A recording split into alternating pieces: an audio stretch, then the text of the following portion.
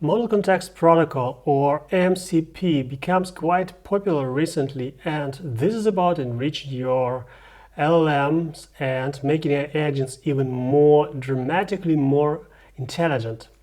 And I'm Evgeny. Welcome to the new video about MCP and, well, we take as an example today Windsurf editor. Alright, so let me explain in simple words what this MCP is, and we start from the tool calling from LLM, and this is how agents, AI agents work. And in short, it's very simple. We have our model or LLM, and we have to hard-code the number of tools that would be useful for this agent. For example, here I have this multiplication tool, and well, this is pretty example, right? But you can imagine instead of multiplication, it could be a tool, like if you're talking about a development AI agent like in Windsurf, it could be capable of searching files, for example, working with GitLab repository or GitHub, right? Or executing something and searching the internet, a lot of different things. And what we should do here to make it work practically, we have to register our hard-coded tool with specific description and maybe a list of parameters and maybe return results. We have to register it to the model. And so this makes model aware of the tool. So next time when there is a request and something about, for example, user could ask, what's 2 times 3, or can you multiply me these values? Then model would realize, okay, I do have a tool for that. And just based on the description, and the tool is calling multiply, so I can make a tool call providing 2 parameters as stated in the description, and then this tool is giving back the result like 6. And in general, this is the way how all tools work in the modern AI agents.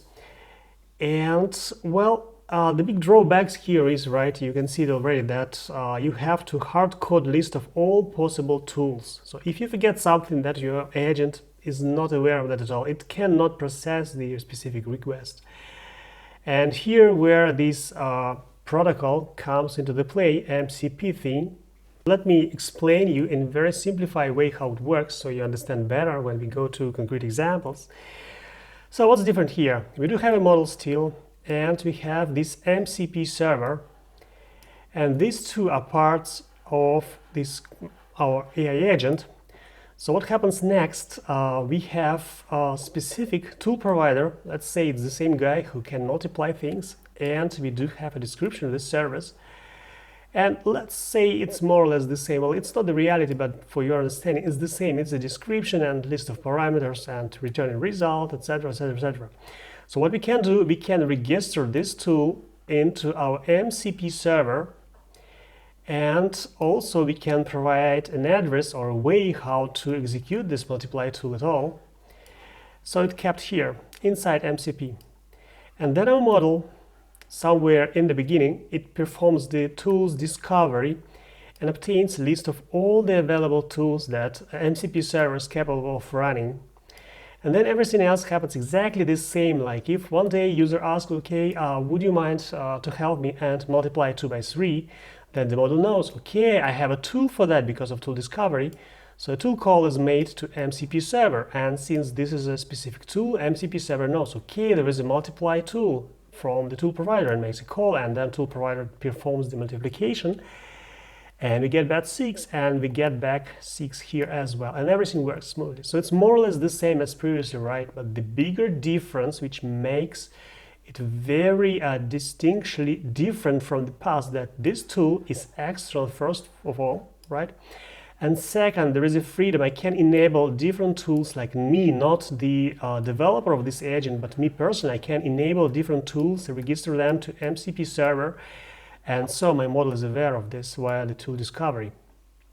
And this is the raw idea, and that's why everyone is happy with this new technology, that you can enhance your agent with unlimited number of different tools, which maybe even not existed at the time of your agent was created. So this is the raw idea, and this is the beauty of this schema. All right, and let's take a look at Cascade, because this is one thing, one place where you can also reuse your MCP servers. And if you open your Cascade, then in the chat you can see the list of available servers already, and you configure it if you want. And Cascade comes with a list of predefined MCP servers already, so you should go to the settings. Let me close this one. You go to settings, Windsurf settings, and here you have a list of tools. So if you click on add the server, you can scroll and pick something which makes sense for your environment, like GitHub. But that's not the end, it's just something predefined from Cascade. And then you have this tool here. And remember, I was saying, like, for example, here for us, I already configured GitHub, and it comes with 26 tools available. So if I open it, we can see that, okay, I have a tool and I have a description. And the description helps the LLM, the model, to understand if tool is needed here, right? And just to demonstrate you quickly, here's the request, like, look at the project's GitHub history, and I meant here this project, and tell me when the login flow was last modified. So it's not possible practically, probably, right? Looking at the code base, you need to do the research in GitHub. So I'm pressing enter, and what we can see here, let me make it bigger, and see its MCP tool was called like search for repositories, and it took the repository, the right one, and now it performs another tool call with the searching again for log authentication, GWT, and in some files, and another tool call. So a lot of tool calls happens to GitHub. And another one, right? So in general, what's the idea here? The idea is that you can integrate additional knowledge or to other sources, to other services which your agent is not aware of in general. So it was a combination, right? Windsurf used the external tool GitHub to fetch the information, then model to analyze it and generate the answer. So this is the idea, and you can enable numerous tools to make your work easier.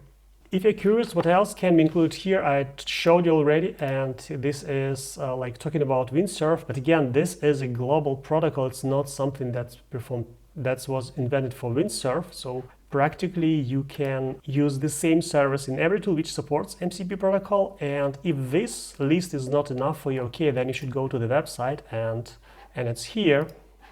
And take a look. They have a lot of different examples which can be done with MCP protocol, and this is modelcontextprotocol.io. And it's something with data and file system and development tools like GitHub. We saw it already, right?